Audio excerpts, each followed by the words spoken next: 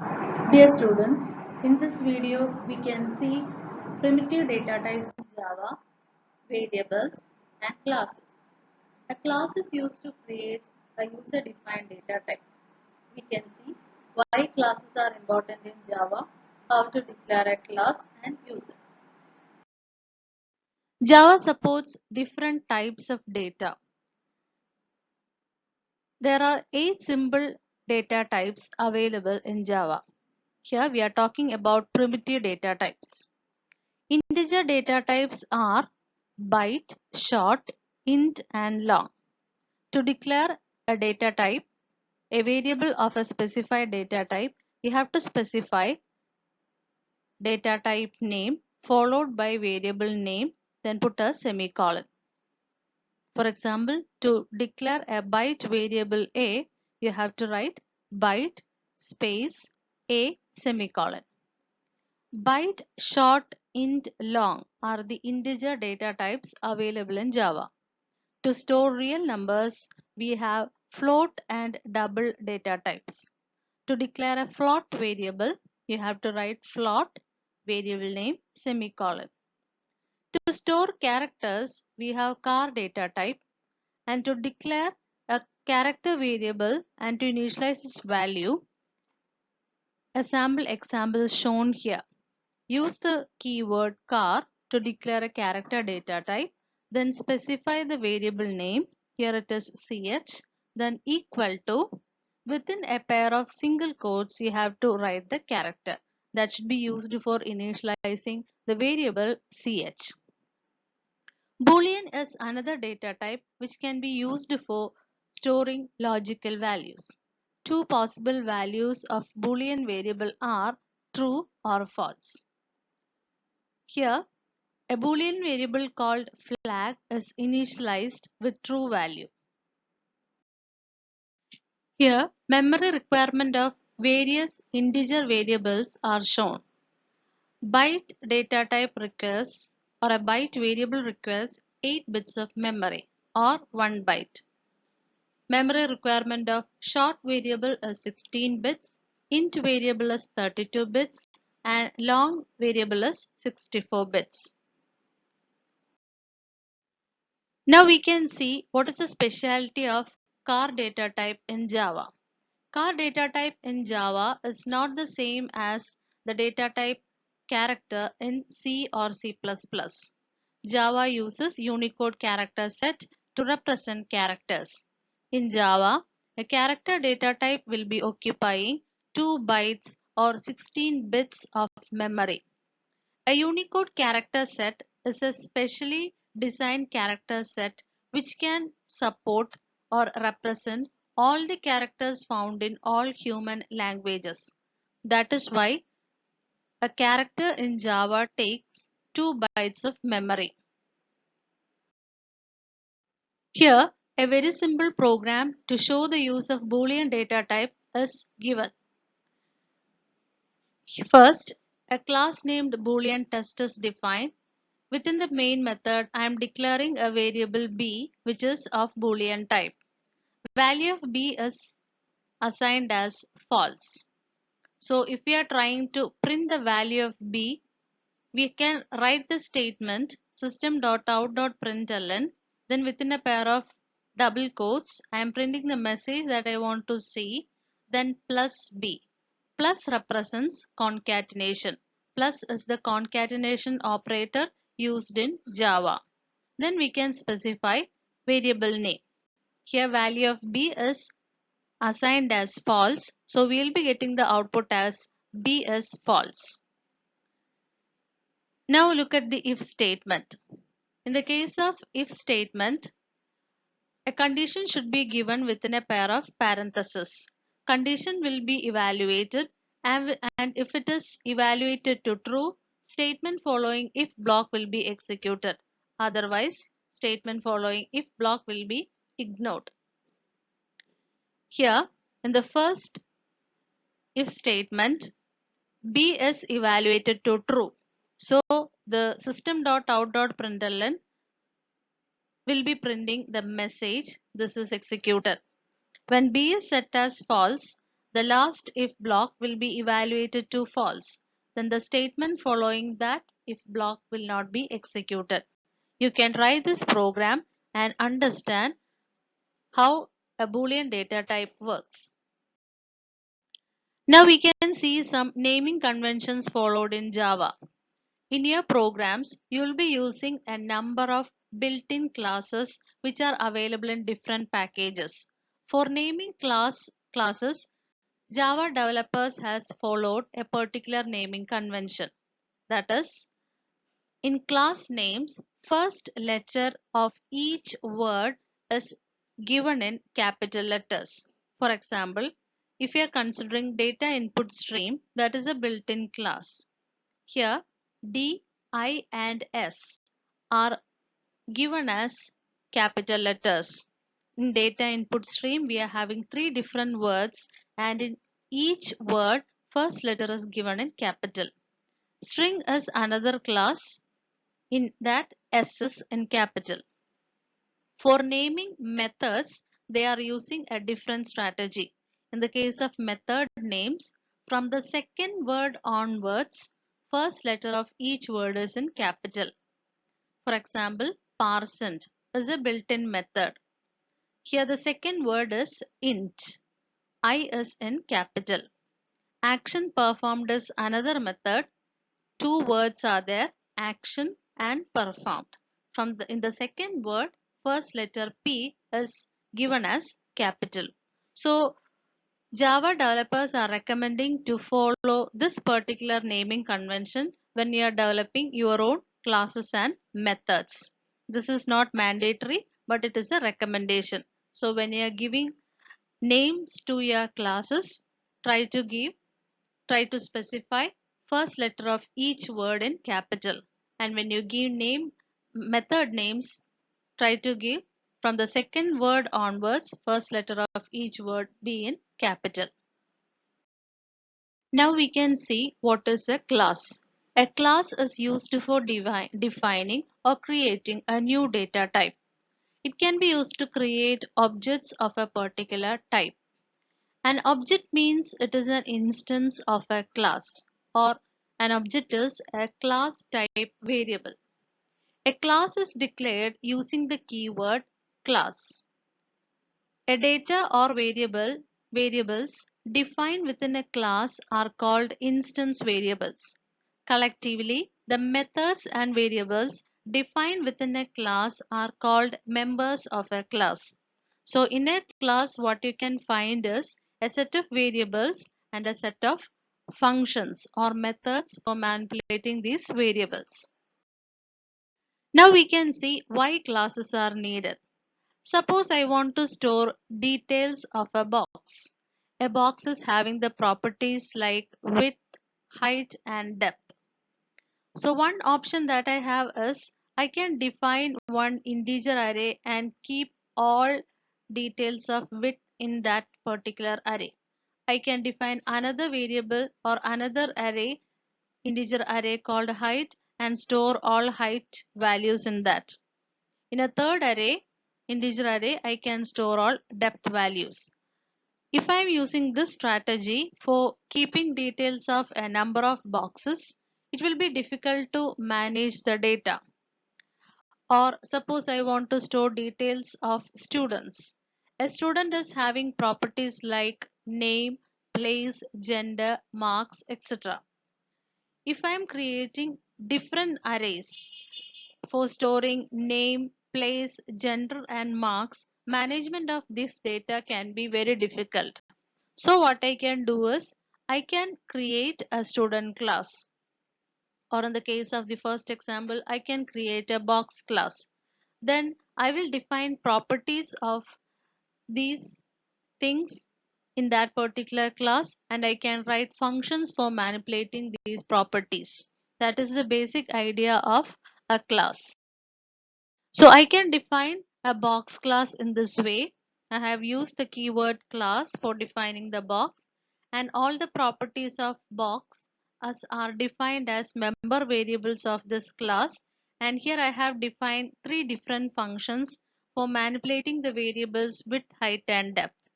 read function, display function, and volume function are the functions written in box class. What is exactly done by these three functions are not given here, but try to understand that box class contains three variables and three functions. You can see one more class, that is student. A student class is having the variables name, place, gender, and three integer variables for representing 3 marks. Here I have written the functions read, display, calculate percentage, and sort, because these functions are meant for manipulating variables of a student class. Box class contain functions for manipulating box objects, and student class contains functions for manipulating student properties. So here the thing that you have to understand is a class is a collection of variables and functions based on the type of the object we are representing using a class. Its member variables and member functions will vary. Here you can see general format of declaring a class. Class keyword should be used for defining a class, define variables, and define functions. After creating a class, we have to create objects of the class to store values. An object is a class type variable. For example, after creating the student class, if you want to store details of a particular student, then you have to create a student object. We can create multiple objects from a class. Whenever an object is created, memory is allocated to it. New operator or keyword, new keyword is used to create an object of a class. Syntax for declaring an object is given here. Syntax is specify the class name first, then object name equal to new, again class name followed by parenthesis. After new operator, we are specifying a constructor. Constructors are meant for initializing values of variables. Here you can see an example. Suppose I am having a class named car. In car class, we will be having properties of a car. Then I am creating an object of car class which is named as Maruti. Maruti is an object of car class. It is created using new operator and constructor car. So new operator is meant for creating an object of a class. When you call or when you are creating an object of a class, you have to. Here you can see a very simple example to understand the concept class. Here I have defined a box class with three member variables width, height and depth, and it is having a method called volume to find volume of a box. After creating the class box, I have written a box demo class just for testing the box class. Within the main method, I have created an object of box class which is named as myBox. So myBox is an object of box class. Here you can see how I have accessed member variables and member function defined in box class using this object. To access member variables like width, height and depth, what I am doing is I am writing object name dot instance variable name or property name. MyBox.width refers to width property of box class. MyBox.height, MyBox.depth. This is how we have to refer to different properties defined in a class. So to refer to variables defined in a class, you have to use object name dot property name. To call functions defined in a class, you need an object of the class. To call volume function defined in box class, you need a box class object. Here it is my box. So to call volume function, I have to write my box dot volume. Now we can see more about declaring objects. Here you can see that I am creating an object of box class in two different ways. We can see what is the difference between two. The first case, I am declaring a box object using a single line of code. In that, I am specifying new operator. When I am using new operator, what happens is memory will be allocated for instance variables and address of the starting location will be assigned to my box. But when I am trying the second case, that is when I am declaring box object in two different lines, what happens is when I am writing or when I am executing the line box my box, no memory is allocated for instance variables. Instead, some memory will be allocated and that area will be named as my box. Only when I call my box equal to new box constructor, memory will be allocated for width, height and depth or instance variables of box class. Here you can see that I am creating two different box objects, B1 and B2. In the case of B1, I have used new operator, but in the case of B2, new operator is not used.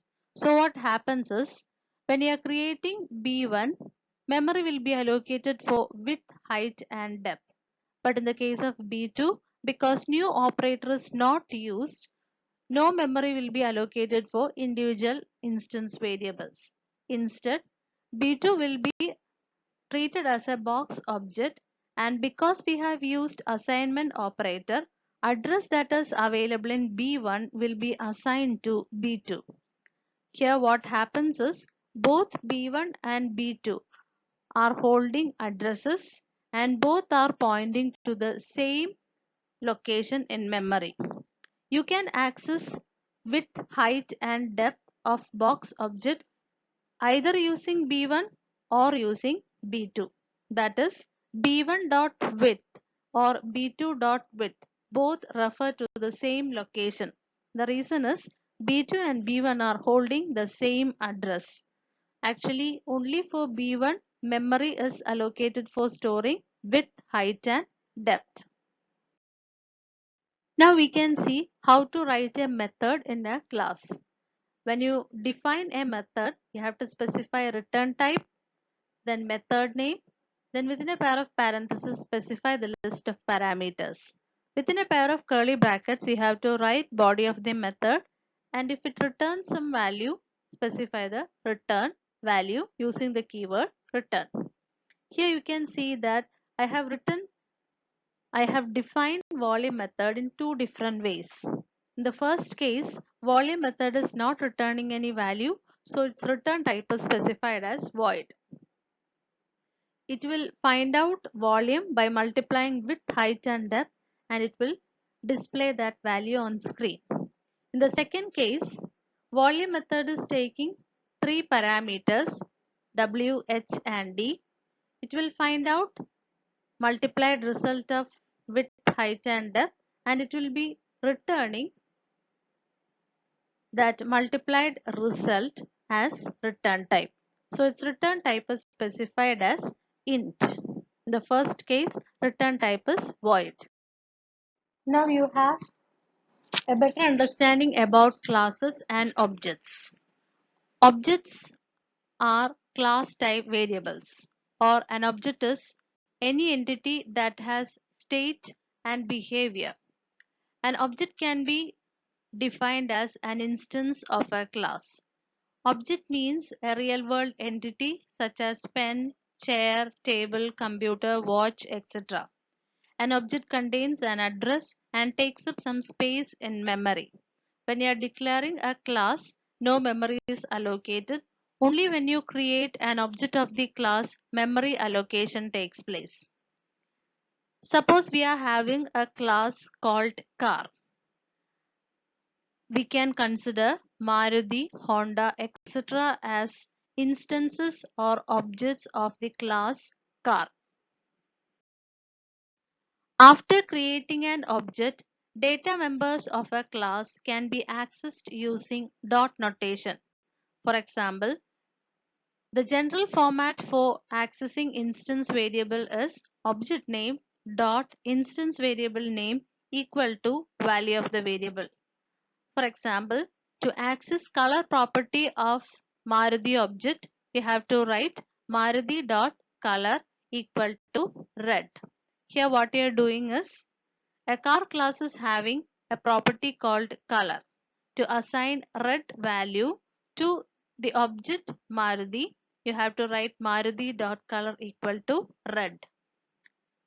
This is a keyword that can be used within a class. This keyword always refers to current object. Address of the object which is invoking the function is referred to using this keyword. Now we can see what is meant by a constructor. A special method defined in a class is called a constructor. A constructor is automatically invoked whenever an object of the class is created.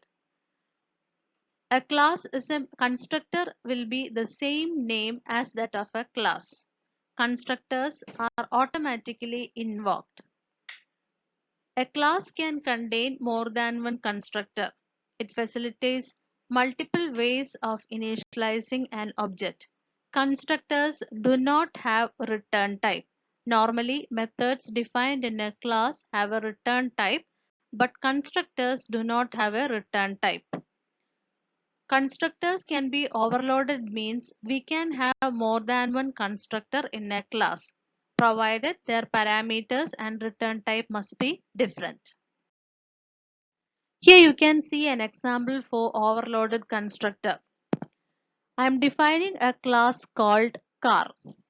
It has two properties like color and speed. Two constructors are defined here. First one is a no argument constructor which will initialize color with space and speed with the value 0. Then I have defined a parameterized constructor which is taking two values, that is a string C and int S value. Color will be initialized with C and speed will be initialized with S. Here both the constructors are having the same name as that of the class. Their parameters are different. Here, this is what is meant by overloaded constructor. More than one constructor in a class with different parameters. This is permitted in Java. If you are calling no argument constructor, object will be initialized with space and 0. Otherwise, object will be initialized with C and S, the values which you are passing at the time of object creation. Now we can see some access specifiers that can be used with class definitions. There are three access specifiers which can be used for controlling access to a class member. These three access specifiers are public, private, and protected. Whenever a class member is preceded by public, then that member may be accessed by code outside the class in which it is declared. When a member of a class is specified as private, then that member can be accessed only by other members of the class. That means that member can be accessed, a private member can be accessed only by the method that is defined in that class. It cannot be accessed by a code outside the class. Next is protected access specifier. Protected access specifier applies only when inheritance is involved. You can study about protected access specifier later when you study about inheritance. Now look at this particular program. Here I am having a class named box. Its width, height and depth properties are now declared as private. I have written read values function and volume function for accessing these members. Now I have written box demo class to test box class. I am creating two objects, my box1 object and my box2 object. My box1 object is calling readValues method to assign values to width, height and depth. It will work properly. But if you are trying to assign values to width, height and depth property of my box2 using the code like this, it will show you an error. The reason is width, height and depth are declared as private, so they cannot be accessed by a code which is outside the box class. Here, the code for accessing width, height, and depth properties of MyBox2 object are declared in BoxDemo class, which is a different class, and it is a code which is outside box class. So that will give you an error. This is the idea of private access specifier. Based on what you have understood, you can try to develop a student class. Please go through these examples. Hope you have got a better idea about classes in Java. Thank you.